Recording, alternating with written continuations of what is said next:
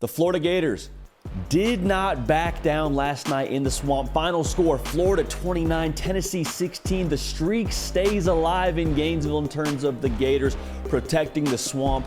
And if you're a Florida Gator fan, this one felt a little bit sweeter because everyone in the country, yours truly included, or the majority of the country, I should say, Vegas at the very least, was picking against your team, and you bowed up, protected home field, and like I just said, did not back down. So how did this happen? We'll talk about it here in just a second. Make sure you're subscribed right here, though. Florida Gator fans had a lot of y'all join the family here recently. We appreciate y'all being a part of this.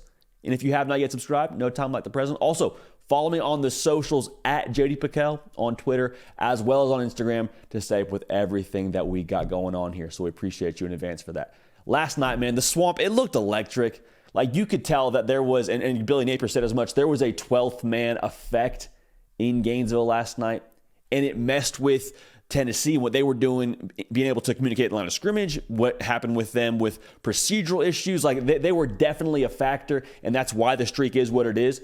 But on top of that, man, this is the formula for this Florida football team with Billy Napier being the head coach. And this was what was so frustrating about that game at Utah. Utah threw an early punch, and Florida had to get out of their game plan quickly, but this is what they want to be. They want to control the line of scrimmage. They did that. 183 yards rushing, 4 yards a carry. Trevor Etienne was toting the mail like UPS and FedEx. He didn't care. He was rolling last night. That big touchdown run, you got those big boys pinning and pulling, and they were out in space, and he just did the rest, man. Got downhill in a hurry. Tennessee was not able to tackle. Some of that's on Tennessee. Some of that's on the way that Florida ran the football last night. They played with an edge. They had a passing game that was a complement to the run game. So they were physical, and then they had that touch pass off of it, 19 for 24 on the night for Graham Mertz. Pretty much wasn't a factor in the second half with how he was dinged up on both hands. Didn't matter. I was so impressed by his poise last night. Think of all the things said about Graham Mertz since he transferred from Wisconsin to Florida. Now what are they saying? Now what can they say? Even that game against Utah, I thought he was dialed in. Last night, played a really clean football game. Time of possession, Florida by a mile. And some of this, too, you look at Tennessee and how they run things. I know they're very up-tempo. I get all that. But even so, 37-28 to 22-32 in terms of time of possession favoring Florida. They played with a lead the entire game. They controlled the tempo. It was Florida, really start to finish. But they got down by that one touchdown early, answered, no panic, and they really controlled the game the rest of the way. And I want to talk about that. The way that they controlled the game, you don't get to do that unless you have the defensive effort that you had last night from Florida. And now the box score when it comes to the passing yard numbers look a little bit skewed, but you got to give a ton of credit to Austin Armstrong and company. Allowed 100 yards total rushing, kept them to 3.3 yards a carry. We went into this game saying if Tennessee averages 4 yards a carry, some good things could happen. That was not the case. That Florida front seven, after all that had been said about them this past offseason, they were dialed in, man. And that was the reason why you were able to play with the edge that you were able to play. Because Tennessee, their offense is very progression-oriented, meaning they don't take those deep shots unless they can build to them. And they took their deep shots, and the secondary held up pretty well, but a lot of it was negated even from being able to happen in the first place. They weren't able to take as many deep shots as they wanted to, I believe, early on because of the success they didn't have running the football.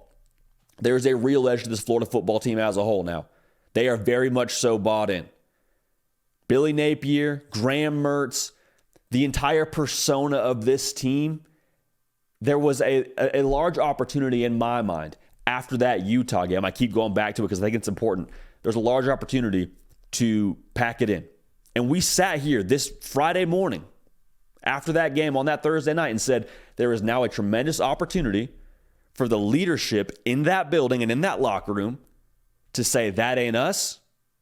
Let's all get together here. Let's figure out a way forward. And let's go be the team that we know we can be. This kind of performance, especially from Graham Mertz, getting in the end zone, his helmet gets knocked off, he's juiced up, he's getting the sideline into it. Like, that was the kind of edge that you want from your quarterback. I think that's the kind of edge that this team has as a whole. They're fine with nobody believing in them. They're fine with me picking against them and looking a little bit sheepish today, this Sunday morning, having to talk about the Gators and the way this thing played out. Like, they love that. And to see Graham Mertz play with that emotion, I loved that too, man. I mean, the zero panic mentality they had going down by that touchdown. No worries. We know who we are. We'll stick to our game plan. We'll go ahead and dominate the rest of this football game. Like the edge they have, man. It is a bad day. It is a very, very bad day to be a Billy Napier hater. Because there are a lot of people ready to start saying, well, is he the right guy at Florida? Well, yeah, I know last year was last year, but hey, he had a top 5 pick playing quarterback, only won 6 ball games. We have said this for a while now. It has always been way too early to make any definitive statement on Billy Napier as a head coach at Florida. And last night gave the haters another thing to chew on. Because that Utah game last year was kind of the thing that you were passing to the naysayers and saying, all right, chew on this, find an explanation around that and come back to me. And then you have this game last night where you take down what was a team that was in the top 15 in Tennessee, and really it wasn't that close. Like the final score was the final score, but honestly, Florida dominated this football game. And so for them going forward now, it's going to be a matter of recreating this formula. It's going to be a matter of being able to still control the tempo and control the line of scrimmage, but to be able to win a game like that does a lot to prove, a lot to the external for sure. I mean, the public now got to see that version of this Florida football team and execute the way that they did, but also the internal belief that creates. You don't think there's a little bit more of a pep in the step when they get into practice on Monday, when they go watch the film this morning on Sunday? A little bit extra swag, a little bit of, okay, we're proving to ourselves who we already thought we were. Now there's proof of concept for us to see, for us to build upon. And I want to say this one more thing because I think I'd be remiss if we didn't get to this point. The recruiting momentum Florida already had before this game, before this season, you were already pitching kids on the idea of coming to Florida and bringing them back to prominence.